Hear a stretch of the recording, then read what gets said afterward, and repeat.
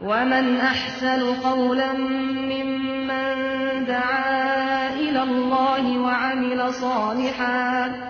وعمل صالحا وقال إنني من المسلمين।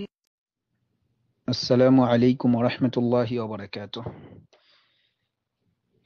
এক ভাই মুন্না তিনি প্রশ্ন করেছেন যে জন্ম বিরতিকরণ যে পদ্ধতি সেগুলো ইসলামে নিষেধ। তো এই ভিত্তিতে যদি চলতে যাই তাহলে দেখা যায় সন্তানাদি অনেকগুলো হয়ে যাবে। সেক্ষেত্রে যদি আমরা তাদেরকে মানুষ করতে না পারি তাহলে পিতা কতটুকু দায়ী হবেন? জন্ম বিরতিকরণ পদ্ধতি সম্পর্কে আসলে কোরআনে আল্লাহ রাব্বুল আলামিন সূরা বনী ইসরাঈল ৩১ নম্বর আয়াতে দেখবেন আল্লাহ রাব্বুল আলামিন বলেন, ওয়ালা তাকতুলু আওলাদাকুম খাশিয়াতা ইমলাক নাহনু নারযুকুহুম ওয়া ইয়্যাকুম, যে তোমরা খাদ্যাভাব বা অর্থের অভাবে সন্তানদেরকে হত্যা করো না, জন্ম বিরতিকরণ পদ্ধতি অনুসরণ করো না। নাহনু নারযুকুহুম, আমি মহান রব্বুল আলামিন তাদেরকে রিজিক দিব, ওয়া ইয়্যাকুম, এবং তোমাদেরকেও।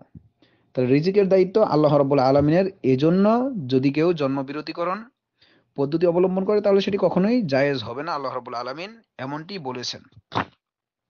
তবে হ্যাঁ, যদি কোনো ব্যক্তির একটি সন্তান জন্মগ্রহণ করলো, তার তার মায়ের উপর একটি হক রয়েছে যে একটি সন্তান সে 2 বছর মায়ের দুধ পান করবে, এটি তার হক।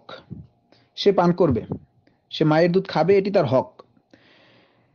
এবং গর্ভাবস্থায় সর্বনিম্ন মেয়াদ যেটি 6 মাস থেকে 10 মাস। তাহলে এই ভিত্তিতে বলা যায় যে একটি সন্তানের মায়ের উপর যে অধিকার রয়েছে, যে হক রয়েছে, সেটি হচ্ছে আনুমানিক 3 বছর। এই 3 বছর সেই সন্তানের হক রক্ষা করতে গিয়ে যদি কেউ সেই পদ্ধতি অবলম্বন করে সন্তানের হক রক্ষা করতে গিয়ে, তাহলে সেই ভিত্তিতে কিছুটা বৈধ হতে পারে, এমনটাই অনেক আলেম ওলামা বলেছেন। তবে খাদ্যাভাবের অভাবে বা অর্থের অভাবে তাদেরকে মানুষ করা যাবে না, এই ভিত্তিতে যদি কেউ সেই জন্মবিরতিকরণ অবলম্বন করে তাহলে এটি জায়েজ হবে না। আর সন্তান জন্মগ্রহণের পর যদি তাদেরকে সঠিকভাবে লালন পালন করতে না পারে তাহলে সেজন্য অবশ্যই পিতা দায়ী হবে।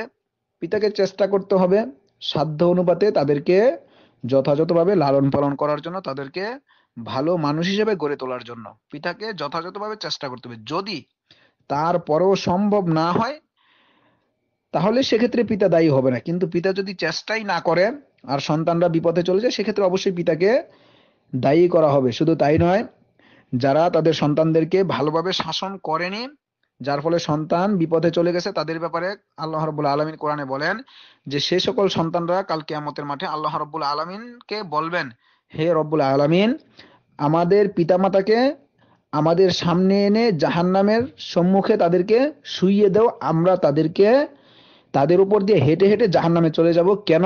তারা আমাদেরকে দ্বীনি ইলম শিক্ষা দেয় নাই, বা কেন তারা আমাদেরকে সুপথে পরিচালনা করে নাই।